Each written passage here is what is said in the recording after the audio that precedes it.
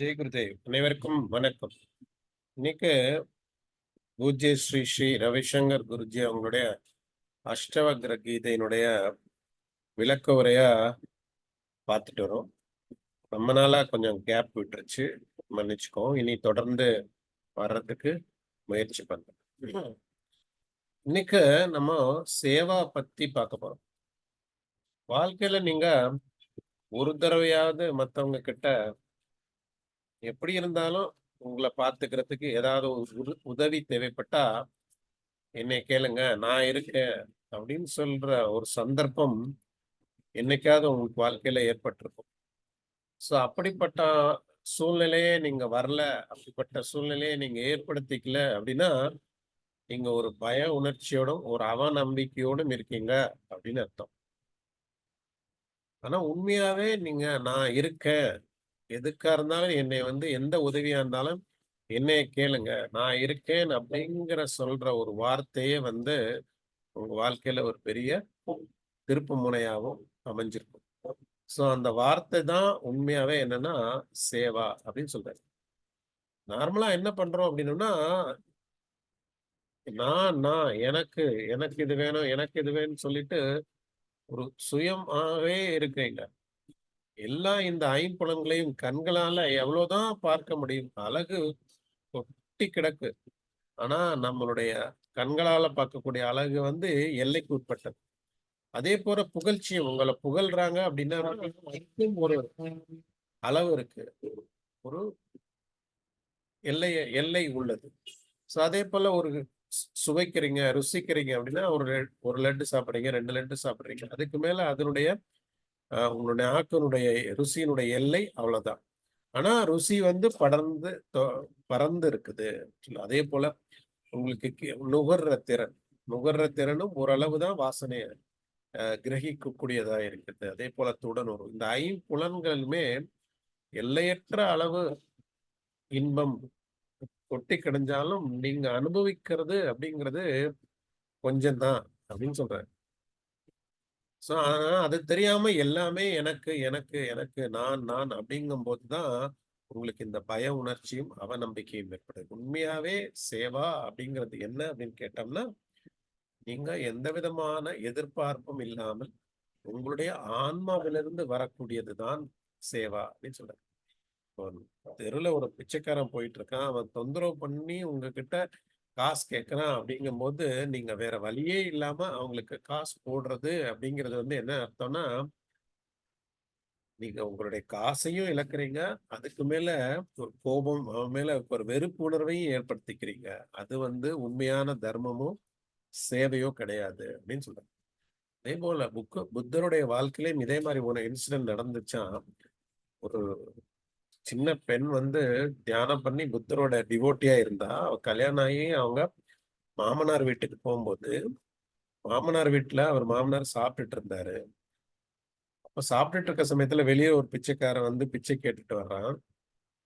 So அந்த நேரத்துல இந்த மாமனார் குடுக்கறதுக்கு மனம் இல்லாம அவன திட்டுறாரு.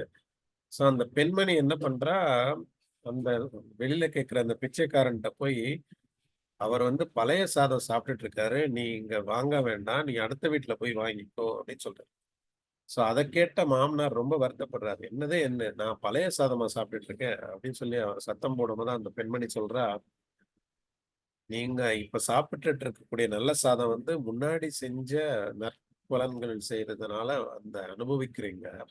அதனால வர்ற புண்ணியத்த நீங்க எப்ப அனுபவிக்கிறீங்க.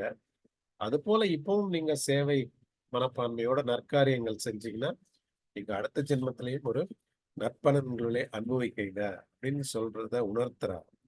சோ அதுபோல நம்மளுடைய நமக்கு பண்ணக்கூடிய சேவை எப்படி இருக்கணுமா, ஒரு ஆத்மார்த்தமா உள்ள அன்புகளோட உள்ளுக்குள்ள இருந்து ஆன்மாவிலிருந்து அன்பினுடைய வெளிப்பாடா இருக்கணும் அப்படின்னு சொல்றாரு. சோ அது போலதான் புத்தரோட வாழ்க்கையில இன்னொரு இன்சிடென்ட்டையும் குறிச்சு விளக்குறாங்க. ஒரு பெரிய ஒரு வணிகர் புத்தர் கிட்ட தியானம் கத்துட்டு இருக்காரு. இந்த காலத்துல தியானம் பண்றவங்க ஒரு சேவையோ அற சேவையிலயோ ஈடுபடணும்.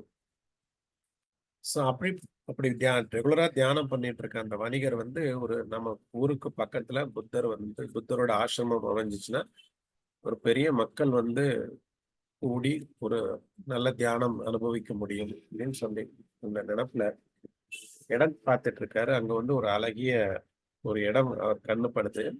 சோ அந்த இடம் வந்து யாருடையது அப்படின்னு விசாரிக்கும் போது ஒரு இளவரசருடையது. அது வந்து ஒரு கேளிக்கை பூங்காவா இருக்கு. அது எல்லாத்துக்கும் ரீச்சபிளா இருக்கு. இந்த இடம் அமைதியாகவும், ஒரு பறவைகள், மரங்கள் நிறைந்ததாகவும் இருக்கு. இந்த இடத்துல நம்ம வந்து புத்தரோட ஆசிரமம் அமைச்சா எல்லாத்துக்கும் பயனுள்ளதா இருக்கும்னு சொல்லி அவர போய் கேட்க போறான் அந்த இளவரசர். அந்த இளவரசரும் என்ன நம்ம கிட்ட ஒண்ணுமா இல்ல. அவன் வந்து விக்கிறதுக்காக நம்ம விக்கவா இருக்கிறோம் அப்படின்னு சொல்லிட்டு ஒரு விலை உயர்ந்த சொல்றாங்க. விலையை உயர்த்தி சொல்றாங்க. இது ஃபுல்லாவே இந்த இடம் ஃபுல்லாவே நீ பொற்காசுகளால நிறைச்சிட்டு இந்த இடத்த எடுத்துட்டு போ அப்படின்னு சொல்றாங்க. சில பேர் நான் விற்கக்கூடாதுங்கிற நினைப்புல என்ன பண்ணுவாங்க, அதனுடைய விலையை உயர்த்தி சொல்லுவாங்க.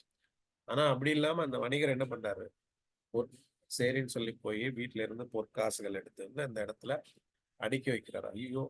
என்ன இதுக்கு போய் இவ்வளவு விலையா? அப்படின்னு சொல்லி அந்த இளவரசர் என்ன பண்றான், இரக்கப்பட்டு இது எதுவுமே கொடுக்கறதுக்கு தயாரா இருக்காரு அப்படின்னு சொல்லிட்டு, நீ இதுவரைக்கும் அடுக்குனது போதும்பா, இந்த இடத்த நீயே வச்சுக்கோ அப்படின்னு சொல்லி அவன் கையில கொடுக்குறாரு. அதுக்கப்புறம் அந்த இடத்துல ஒரு அழகியமான ஒரு புத்தருடைய ஆசிரமம் வந்து நிறைய மக்கள் வந்து தியானம் பண்ணிட்டு போயிட்டு இருந்தாங்க.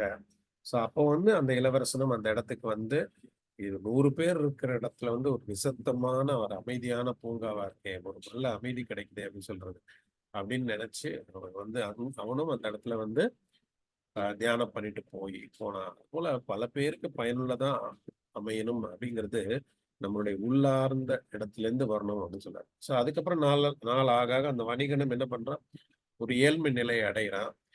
இந்த காலத்துல இருக்கிற நல்ல நல்ல அறத்துல இருக்கிறவங்க தியானம் பண்ணிட்டு போனா ஸோ அவங்க வந்து ஏதாவது ஒரு சேவை காட்டிட்டு போகணும் அப்படின்னு சொல்ற ஒரு மரபா இருந்ததுனால டெய்லி சேவை பண்ணும்போது அவனால முடிஞ்சதை காணிக்கைகளை அங்க கொடுத்துட்டு போறான்.